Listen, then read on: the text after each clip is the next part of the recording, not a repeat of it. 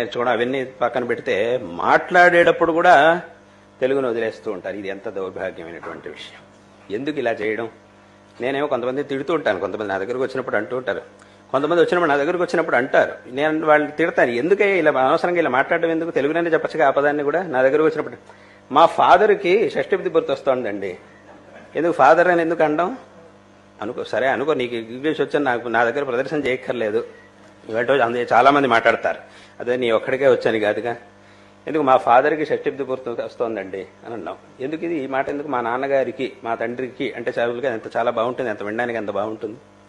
ఇట్లాంటి మాటలు, ఆ సంస్కారం అనేది లోపిస్తూ ఉండడం చాలా బాధాకరమైనటువంటి విషయం. ఎంతో బాధగా ఉంటుంది అలా చూసినప్పుడు, అలాంటి సందర్భాలని చూసినప్పుడు. ఇట్లా ఆ ఒక సంస్కారం మామూలుగా ఇప్పుడు నా దగ్గరకు వచ్చినప్పుడు ఇలా మాట్లాడుతున్నారు అని అంటే వాళ్ళు ఏం మాట్లాడుకుంటారనేది చెప్పక్కర్లేదుగా. పైగా ఇప్పుడు ఎందుకంటే ఇప్పుడు నేను చెప్పింది నా దగ్గరకు వచ్చినప్పుడు ఏం మాట్లాడతారనేదాన్ని నేను చెప్తున్నా. అది పైగా ఇదివరకటి కాలంలో పెద్దవాళ్ళు పిల్లలకి మంచి సంస్కారం నేర్పించేవారు.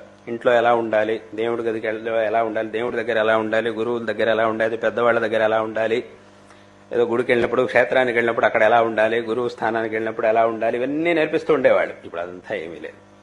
వాళ్ళకి ఇక్కడికి వెళ్తున్నామా, గుడికి వెళ్తున్నామా, అథవా ఎక్కడో ఏదో యాత్రాస్థలానికి వెళ్తున్నామా, అసలు ఆ తేడానే తెలియదు వాళ్ళకి. ఇట్లా చేస్తూ ఉంటారు. ఇప్పుడు కొంతమంది నా దగ్గరకు వచ్చినప్పుడు చూస్తుంటాం, స్వామి మాకు ఆశీర్వాదం చేయండి అని అడుగుతుంటారు. సరే మంచిది ఆయన, నీకు మంచిగా ఆశీర్వాదం చేస్తున్నా. తర్వాత నాకు వాళ్ళు థ్యాంక్స్ అని చెప్తారు.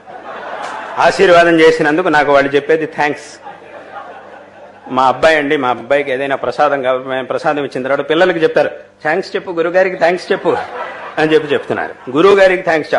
అప్పుడు నేనేం చేశానంటే నా దగ్గర ఉండే వాళ్ళకి చెప్పా, పని చేయవయ్యా, ఈ పక్కన చెత్తకుండా నీరు పెట్టుంచు, ఎవరైనా నమస్కారం చెప్తే అది నేను తీసుకుంటాను, ఎవరైనా థ్యాంక్స్ చెప్తే దాంట్లో పడేయమని చెప్పండి అని నేను చెప్పా. మా వాళ్ళకి చెప్పా, నా పక్కన చెత్తకుండిని పెట్టించు, ఎవరైనా అలా చెప్పారనుకోండి, ఇలాంటి థ్యాంక్స్లు ఇట్లాంటివి చెప్పారనుకోండి, అక్కడ పడేయమని అక్కడ వేసి వెళ్ళు దాన్ని అని చెప్పచ్చు. నమస్కారం పెడితే అప్పుడు నేను తీసుకుంటా, వాళ్ళు ఇచ్చేటటువంటి నమస్కారం నేను స్వీకరిస్తాను అని నేను చెప్పా మా వాళ్ళకి. కాబట్టి అంటే ఏమిటి?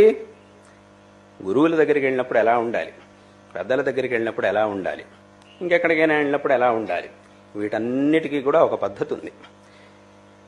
ఈ సాహిత్యాన్ని అధ్యయనం చేయడం అనేది మన యొక్క వ్యక్తిత్వ వికాసానికి కూడా ఎంతో తోడ్పడుతుంది.